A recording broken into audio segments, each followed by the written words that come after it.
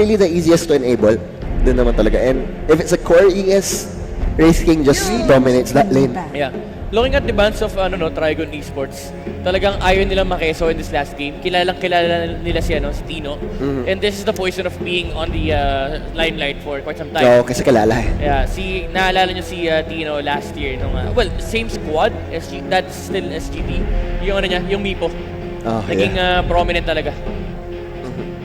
10 seconds remaining. Timber so bad on SGT. Ooh, would have actually been okay for them then against the Race King. Why would they ban on Timber so? Are they thinking of a baka feeling nila mag-all in Death Ball yata yung Trigon din dito eh. Kasi with the skeletons and the Timber Saw, you know you can take towers left and right with the reactive and Mortal Strike. Trigon dito, using a lot of their reserve time for this specific ban. Ano bang mga magandang kapares pa ng heroes dito ng SGD? Kasi you've been talking about already yung Rift King potential nila dito. For SGD, how do they answer the draft of Trigon? Radiant team pick. Well, parang Rift King, you really don't wanna go all in then on trying to counter him. Kasi siguro ang pinaka-safest way is just buy a hero that can just buy the Diffusal Blade. Yun na lang. Buy a hero. Pick a hero that can buy a Diffusal Blade.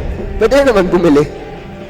Hello sa mga nanonood dyan. Dumadami na nga eh. Venue. Dumadami Again na. guys, iniimbitahan namin kayo sa mga nanonood dyan sa gilid-gilid. Sa taas. Dito sa ating venue. Admission is free on this live event. We are inviting everyone. And of course, pati na rin yung online viewers natin. Don't forget to like and share the stream.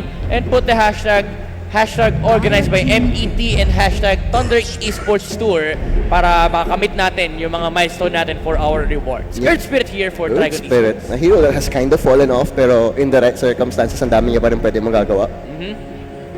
SGD. I like the control. Ngayon, kanina, it was the Chen and the Mirana, which is medyo kinulang sa crowd control for the supports. Now, both of their supports, 10 seconds remaining. more than enough. You have the silence and slows available for both of them. I would say, Stuns. this lineup from Trigon Esports is much better. scarier Oo. nung compared nung Game 2. Kasi you have a dual support na talagang it works. Jakiro and Earth Spirit has been around for quite some time now. SGD, they pick up the Mirana and CM. CM, okay. Ito yung sinasabi ng mga casters na parang pag may nawawala kahit isa, bawal kang magpakita sa mapa. Kasi just the immense threat of the Tiny being off-map or the Mirana being off-map. Tapos may Kill follow potential. pa ng maraming bagay. So ang laki ng pressure na binibigay mo just because of the fact na hindi nagpapakita yung mga hero. Tsaka only arrows din for the Mirana. Even if it's a support position, you'll always have that with the Brilliance Aura. As well as the Tiny. Like, both of those heroes just benefit so well from the Brilliance Aura. But in terms of like lane presence, I think mas nakakatakot pa rin yung Trigon ngayon. Yeah, for sure. Jakiro and Earth Spirit, they're known to dominate lanes. Jakiro specifically, on a pulse 5, one of the few pulse 5s that can dominate the lane. Yep. I mean, minsan ba kung naging critic ay go for that early liquid fire, pero I don't think they'll go for that this time around. Ice Path, ang lakas na rin talaga ng value. It actually depends kung Tiny offlane to. I think it's worth putting a liquid fire. Liquid fire. Yeah. Even slower attack speed. Ooh, Axe. Okay, the idea is just pick up a lot of heroes that can survive through the burst of the Tiny. So SGD rito, they might be forced to play an offlane Tiny or a boss for Tiny. And iniisip ko nga, Axe actually doesn't feel too scared cutting the lanes for this lineup. Kasi sa Mirana and CM, not really a lot of threat. Arrow, unless sobrang ganda ng shadow, ng 3-angle, kayang-kaya mo pa rin iyan. Siguro just make sure that when you're cutting, you're in the middle of the lane. Yeah. Para lang maiwasan mo talaga. Pero even then, kahit pa tumama yung arrow, pwede siya mag-TP out. Sobrang laki ng HP pool, sobrang baba ng damage si CM. Well, si Mirana is quite decent. Pero I don't think these two is enough to take down the Axe. Yep. I mean, na-buff ng konti sa CM recently, yung attack speed, yung base attack speed niya talagang more scarier sa lane. Ooh, Sand King, okay. So, this is lots of magic damage. Yeah, and it reveals na core Tiny to. Sa core Tiny support nila na? Yeah, probably. So Kasi medyo weird yung Tiny CM eh. It's decent kasi if you imagine yung mid lane ni Tiny, you provide a lot of mana regen. Mai-spam niya yung avalanche toss on his enemy. And at the same time, yung presence pa rin ni Mirana. Pag off-map si Mirana. Yep. Tsaka yung Sun King, synergizes very well with Tiny kasi alam mo pwede rin siya mag-veil which amplifies the burst na papaprovide ng Tiny. Tsaka it's a hero that can just accompany kasi usually Tiny wants that backup eh. Pag nag-invade siya at level 7, level 8. Yeah. So with that Sun King, at least kaya niya mag-rotate with him. So if you think about it, yung lane, yung lane ng Trigon Esports dito, it's really hard for them to contest the Sun King. You might say na may haras naman si Jakiro, pero Sandstorm na kasi yung gustong gawin ni Sun King sa lane and they have no kill threat against the hero. Yes, may stun si Wraith King and may damage din naman si Jakiro, pero with a lane partner on SGD, talagang mahirap patayin yung Sun King. Kahit CM Sun King maganda. It's all about the ward control sa bot lane dito. Yeah.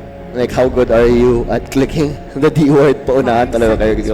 How you place, I mean, papakiramdaman mo rin naman yan, especially as a Sun King eh. Kasi alam mo sila yung mauuna mag-sentry, hindi ikaw. Di ba na tayo Monkey King, no? Stark is still up for SGD, so that might be something to consider on this draft. Kasi looking at the heroes in Trigon dito, 2 of the cores are melee. Yeah, so You know, Timbersaw would have been very delicious right now. oh, in a ban. So I think may foresight. Who do you pick as carry here for SGD? Kasi they're looking for a carry hero for Tino. For SGD carry against the Wraith King. Slark, PL, Anti-Mage. Dire team pick. PL doesn't feel too safe right now and I mean PL parang nag-fall off din siya eh. Yeah. Si It's PL. because of the Radiance meta eh. Oo. Yung Radiance tsaka Crimson Guard, deletes the hero talaga. Parang wala na siyang ginagawa. Wala ka kwetas during the team fight. Tagatanggal ka na ng mana. Basically, that's what you do. And it's not a hero that can really just man fight against the Wraith King because the Wraith King can easily itemize. Yeah. Pwede siya mag-Mjolnir. Well, during the mid yung transition ng mid to late game, But kaya niya. Pero pagdating ng late game, it's still heavily favored kay Wraith King. Lifestealer, very good against all these strength heroes, Earth Spirit, Axe, and Wraith King. And immediately picked up here is the OD na naman ni Ranch. That is gonna be, again, another favorable matchup. It is against a Tiny. Oh, ang ganda. Anong OD pick na yan? Medyo nakalimutan na SGD. And Lifestealer, yes, against a Wraith King, you can man fight. Kasi pareho kayo magmamidas, most likely. But in terms of flash farm, Wraith King, may advantage doon. Yeah, at the same time, yung objective ng Wraith King is it doesn't stop after the laning stage. Kasi, the thing about Wraith King is kayang-kaya niya magpadala ng mga neopets niya sa torre. So it still does what it does. Kahit pasabihin natin yung hand of Miles siya rito, nakakapag-objective. Si Lifestealer kasi hindi. Once you go for the Radiance, Midas Radiance, you're fully committed to farming. Makakapag-objectives ka kung lamang na lamang kayo when it comes to the draft advantage. Pero it's the nature of the hero. You just farm for the entire duration ng mid game. And I think yung Axe in particular, maganda yung game niya because the Wraith King kayang humarap. OD ko i-go siya, he has the Astral Imprisonment. So Axe, he has the comfort of waiting out that perfect call. Yeah. And the Lifestealer doesn't feel too safe. Kahit sabihin natin na masakit yung damage output ng Lifestealer dito, kahit mo mag-battle type, si Lifestealer with a Desolator, Armlet, ang hirap ng game niya kasi you're facing against an Axe. May choice siya rito na fully farm, hayaan mo makapag-farm yung Wraith King, or go for the battle build tapos pagdasama yung Blade Mail na pwedeng dumating kay Axe. And no diffusal carrier din for the side of Dire. And I'm thinking, pwede mag-skeleton talents itong Wraith King na to. Exactly. And we are now on the final game of the series, mga kaibigan. The match between TRIGON Esports and SGD. On the Radiant side, you have Ranch on the Outworld Devourer, Kazap as the Wraith King, Swag on the Axe, Liz as the Earth Spirit, and Mind Games on the Jakiro. Side naman tayo, that is Ranpo on the Mirana. Sun King will be played by BHM. MCY on that Lifestealer. Joe Busy sa kanyang Crystal Maiden. At Nano sa kanyang Tiny.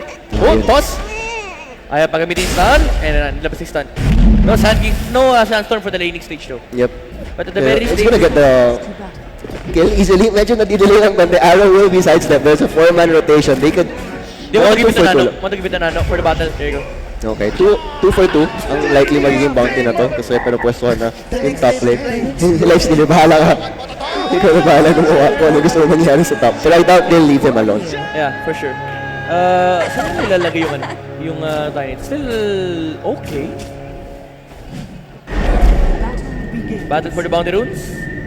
2 for 2. Yeah. 2 for 2. 2 for 2 pa rin. Kasi layo nung ano eh. Layo ni Lifestealer sa may ano eh. Sa top lane. Nakuha na ni Liz yung Bounty Road. Sakit. Gusto ko yung Silver Surfer. Silver Surfer na ano, Kit nga ni Earth Spirit. Ang cute nga eh. Panay spray ni Lifestealer na loser. Op, nakita. Gusto ko yun eh. Yung OG yung nag-establish ng meta na yun eh. Yung spray. Yung loser spray. Looking at the top lane, no, there's already a defensive on that specific area. So, alam nila kung kailan lalabas yung Lifestealer. And si Axe, again, you mentioned na medyo madali mag-cut ng wave. Pero right now, ang gusto nila is the battle between the Axe and the Lifestealer. Lalo pat wala pang reach to. Yep. And minsan nakikita mong battle hunger first for an Axe, pero not against a Lifestealer. Yeah, nare-reach it. And you actually want to cut waves at some point. And since walang Sandstorm nga sa level 1, they can take advantage of this vulnerable Sand King. Yeah. Pero come the level 2, taas ang kill threat nila kay Jakiro, mind you. The arrow, the burst strike into the arrow. So kailangan mag-ingat ni Jakiro dito when it comes to the positioning. Kasi kapag naabot siya ni Sand King, immediate kill kagad yun for SKD. I mean, Tiny, all he can do right now is just hope he gets some levels. Yeah. Kasi yun na talaga, parang he gets that range creep. Masaya yun para sa kanya. Pero hindi naman ganun kasama, tulad ng Kungka. Kasi may ano naman eh, may way around over the matchup naman si Tiny with a toss and avalanche. Kaya-kaya na mag-trigger ng range creep. Bar strike. Gonna be by Rolling boulder. Yung rolling boulder. And the storm will connect from Kazav. That's gonna be a kill here for TRIGON Esports. Kazav actually taking the kill. And bonus gold will be of course going to the items na kailangan niya bilhin. Yung gloves ay mas maaga darating. Yeah, parang yung first blood na yan wasn't really worth it kasi medyo nahirapan siya sa lane. But still, he's gonna get that level 2 by the next wave. Yeah. They just want to, for SGD, they just want to secure the lane ni Tiny. Kasi kapag nahirapan si Tiny dito sa lane na to, kahit maganda yung start ni Sand King, mahihirapan sila kasi ito lang yung nag-iisang hero nila sa mid-game, yung Tiny. Yung rotations nito, it will matter so much, yung Blink Dagger and Echo Saber timing. So as much as possible, kahit ma-shotgun yung Sand King mo, wag lang yung Tiny. Yung Tiny later on naman talaga. You know, he's probably gonna go for the Axe. Avalanche toss! Ang sakit! Yeah, would have been a kill kung si OD mismo yung na-toss niya. Oo, where it's time. Secures himself the double damage. Wala siyang bottle, unfortunately. We'll probably have to ferry some regen muna dito since salve na gamit na rin. And yun na nga sakto. Ganda rin ng ginawa ni Ranch kanina. Nung nakita niyang humihiwalay na yung Tiny, dinikatan niya lang yung niya. Creep wave niya just to make sure na hindi siya matoss ng Tiny.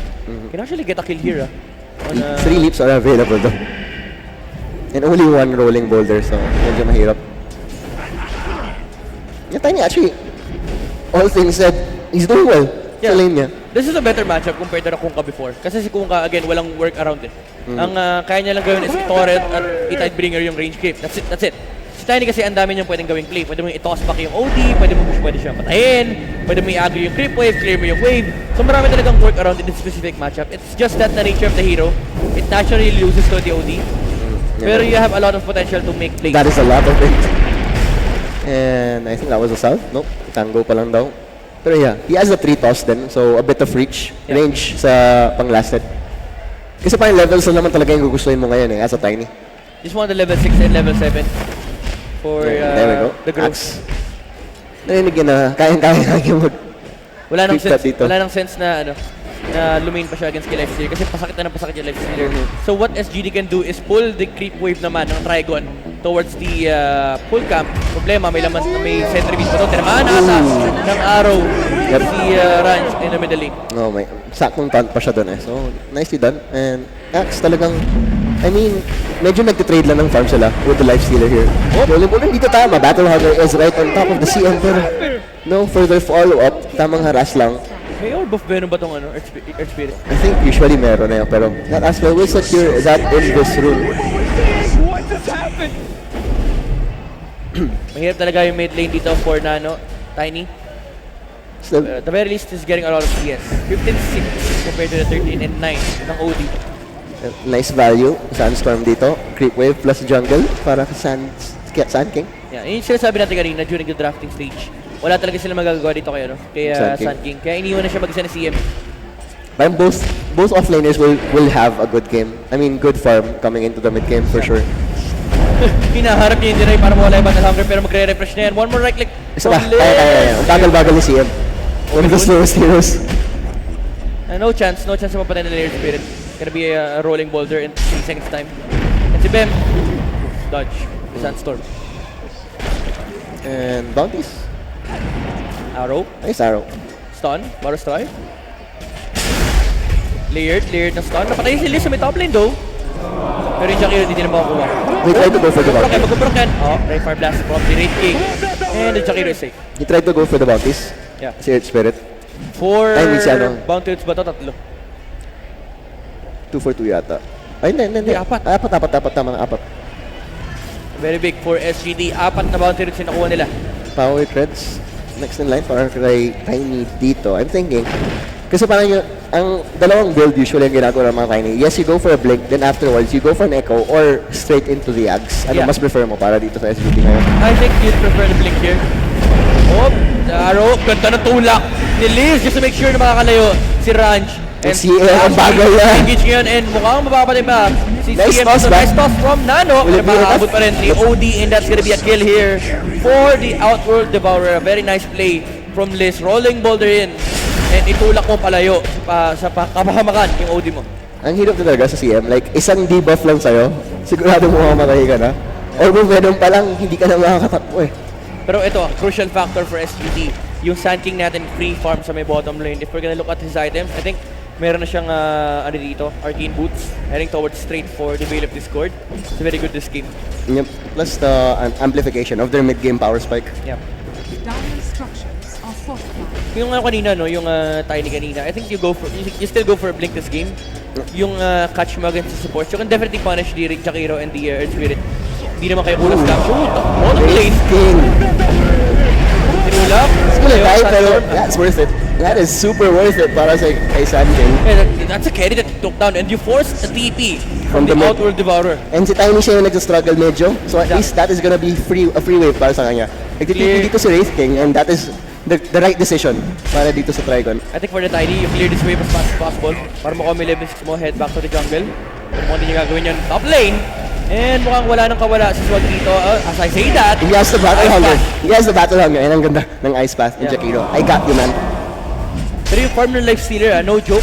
This is very scary for Trigon. Nag-trade eh. Nag-trade sila basically. And Lifestealer is one of the heroes na walang pakialam kung mag-backdoor yung Axe because he has that built-in sustain. Yeah. Now you ask the question, no, what does the Lifestealer go for as his next item after Midas? I think you go for a battle type here. I think so too. I don't see Kasi ang dami nila magic eh. I don't see Radiance being very good in this game. What toss? Ina-toss back. Walang reincarnate, wala rin puno. Reaper Stun. That would be that. Medyo gusto niya ata mag-tank yung illusion pero nagkamali ng konti sa aggro control. Yeah. Radiant's And bottom Jakiro tower babysitting is the Wraith King in the middle lane. And si OD naman yung lumilane na ngayon sa bottom lane kasi hindi na makalane si Wraith King against kay Sand King. Pero fortunately for SGD, Sand King natin lumipat na rin. Actually, nandito ulit siya sa baba. Jungle lang. Much like last game, sa BHM ang ganda ng laro. On that Enchantress. bottom tower. Pero, Ganda rin kasi Sand King game na to eh. Walang nagagawa si Wraith King kay Sand King. yep. Ang hirap ng talaga. And si Tiny nagkakaroon ng free farm in the middle lane. Before, lamang na lamang yung OD. When it comes to the network and XP against kay Nano, pero ngayon, siya na ang lamang. I mean, it was the rotation. The bot lane na nag-open up talaga. Yeah. Yung game para kay Tiny ngayon. Bem, again, free farm sa may bottom lane. Ano bang update sa item ito? Hand of Midas ba yung binubuo ni OD? Nino? OD. Nag-glove siya. I think so, oo. Lifestealer natin meron na yung Hand of Midas. Alam din naman natin, Trigon, they want to play for that late game. So Midas is not gonna be questionable sa playstyle nila. 8 minutes Midas for the Lifestealer. Trigon, they want to make something happen in this lane. Pero nagkakaramdaman yung dalawa. Mahirap. It's very hard for them to take the Sand King down, so lilipat na lang ulit. Ano, di still, I mean, meron naman siyang comeback potential kasi he can clear camps now with the new Arcane Orb. Well, that's crucial. You showed your OD na nasa baba, then suddenly nasa taas siya. So, ayun nga. So SGD, they know. They're deeping.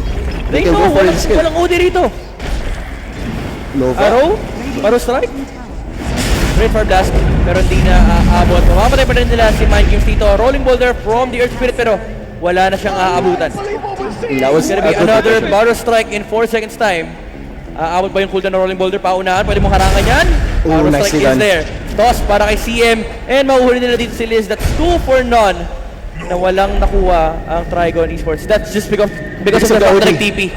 Yung OD sa may top lane. Sobrang telegraph yung galaw na yun. Ito na naman yung rotation. Nasa may bandang likuran, wala kang takas. Sino itatago mo, mamili ka. CF tago mo, may arrow. And Rage is there from the life stealer. Tatago ba yung sarili niya? Hindi. Arrow. Then connect. Ranch with the patience. Pero mapatay pa rin siya.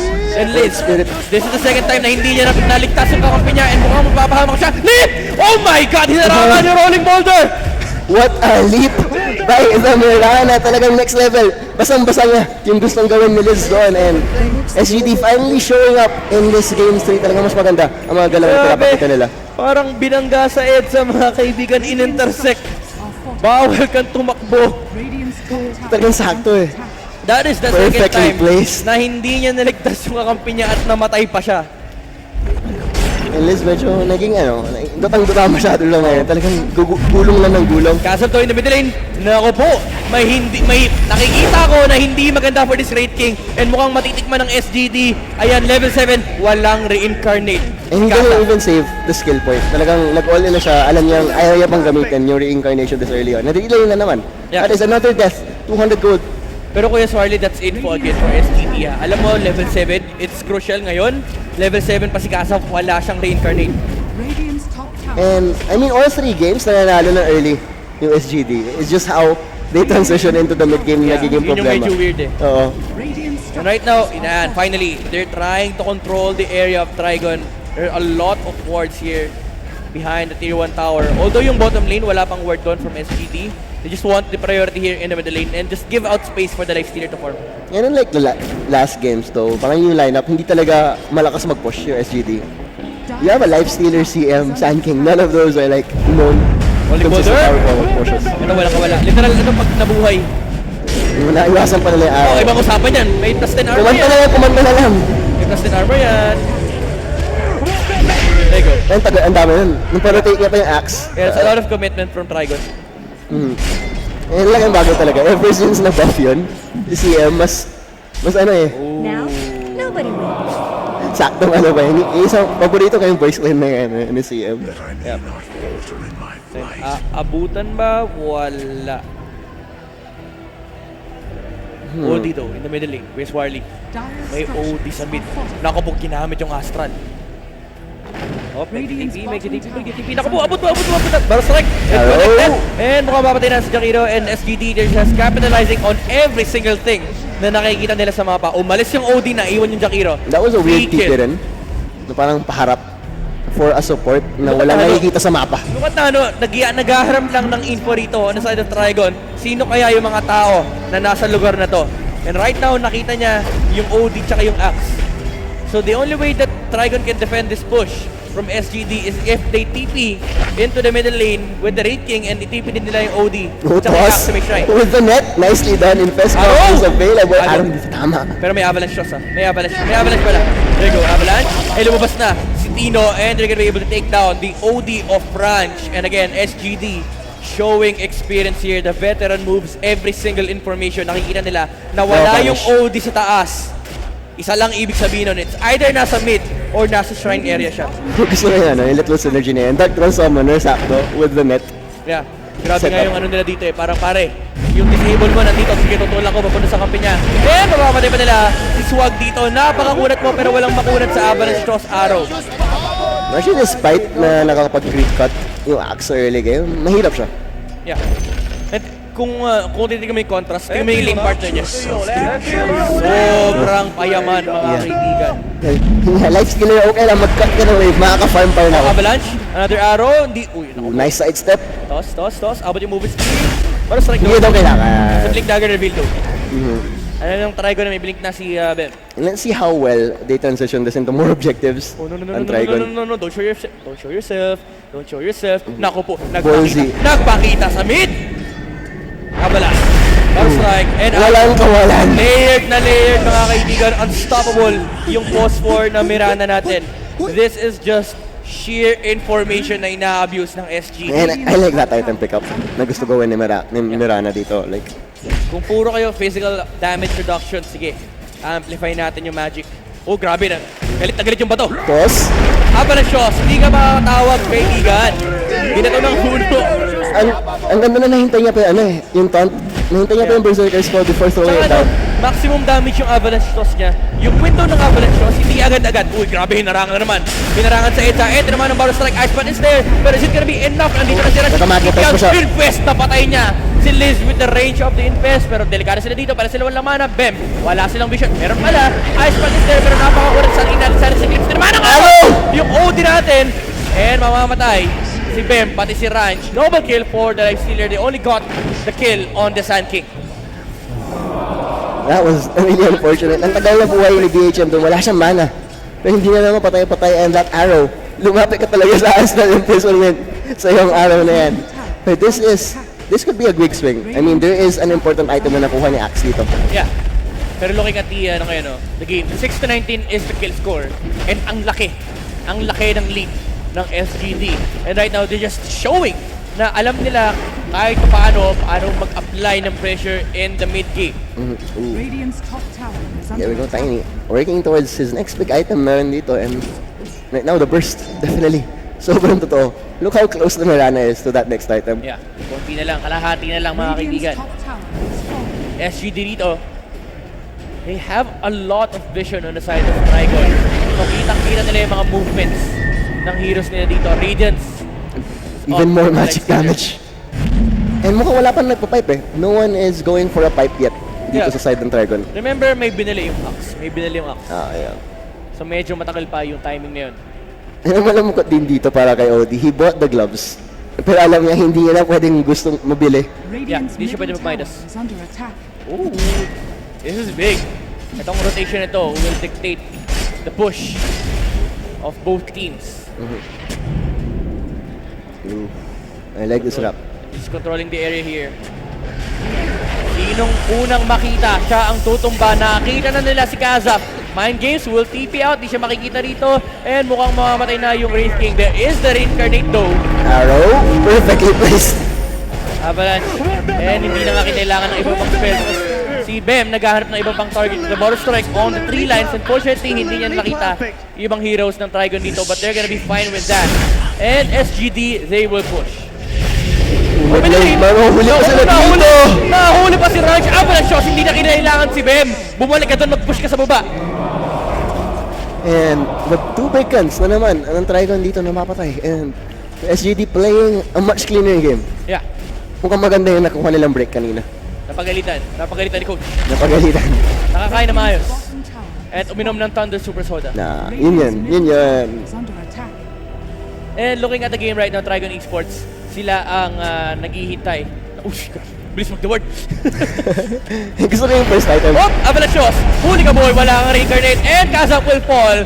Immediately taken down here by SGD. Inakyat kagad ni MCY. And I like this. I like this move from SGD. Kanina ayaw nilang gawin to. First 2 games, they won the early game. They did not want to go high ground. Miss yung balls like, unfortunately, pero may isa pa. May blink dagger din ako.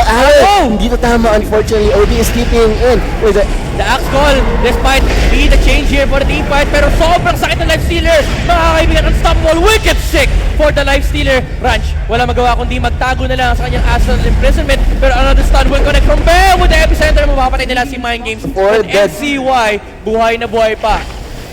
Oh, they want to go for this ring engage. No, may tago. Okay. Wala rin buhay si MCY. Oh, decided against it. No, he still want to go for it. Go pa rin nila. Oh my God. Kaza, wala ka rin. Galit ang SGD ngayon, man. Sabi ko nga kanina, ginagawa na nila yung hindi nila ginawa nung games 1 and 2. And nakita mo gano'ng kaasim si Beb. Kahit dito mga may stun, papasok ako ng base mo. And that was a low HP Lifestealer. Yep. And Armlet. Picked up here by the Lifestealer. And Wraith King, malalayo pa siya. Wala. Actually, changed off. Yeah. Nag-iba na. Alam niya, hindi niya na makukuha. Well, actually, he's up against the Lifestealer, so medyo useless. Oo. And that is the SGD that we expected from game 1. Finally. Yep. Going up here. Look at the network. They had sasabihin, pero look at the network, ladies and gentlemen. Tignan nyo na lang. It spells out a lot. Nakita ni Kazap si Mirana dito, may leak. Game move. Wala pang resiyan dito, Mirana, wala pang disengage, blink out. Grabe naman. Fast hands from the Tiny. Kaso, paharap pala yung blinking niya and tinamaan sila ng Barstock dito and Ranpo will be able to get a monster kill taking down the Jakiro. Armlet toggle, not enough. Enough! Mapapatay sila dito with the CM ultimate. 3 heroes down on the side of TRIGON Esports and SGD. All of them are still very healthy. Yung blink forward na yun ni Tiny, oh. Talagang caught everyone off guard. Sabi ng TRIGON, asan yung Tiny? Uy, taga lang, Nasa atin na pala. Nasa likod pala. Hinahanap nila sa harapan, wala, nasa likod. Nicely done, finally. And they will push the high ground. SGD, eto na yung hinaharap nating early game momentum for them. This is the scary part about the Tiny. Once na nakuha na niya yung Blink Dagger, non-stop aggression yung pinakita ng SGD and it allowed the Lifestealer to get so much space and the map. Kaya ganyan yung nakikita ngayon, ganyan siya kayaman and disiplina mga kaibigan, back off. Yep, alam nilang pabuhay na rin yung OD, so you just keep the advantage, can't make the same mistake as last time. And looking at the draft din ng TRIGON, wala silang ano eh, yung space creator. Teka lang. As I say that CM humaharap. Nahuli nila yung sa may bandang gilid pero may vision dito on the sanding pero napakaunat ni Bem. Tinago nila sa sarili niya. May setup pa. Asa niya avalanche shot. Asa niya yung Tiny. MCY on the front lines. Inaangat-gat si Ranch dito. Hindi niya mahanap yung Mirana. And pinatay pa siya. Yung hinahanap niya. Godlike for the Mirana Ranch. Binulter smash niya paharap. Grabe. Binulak niya paharap.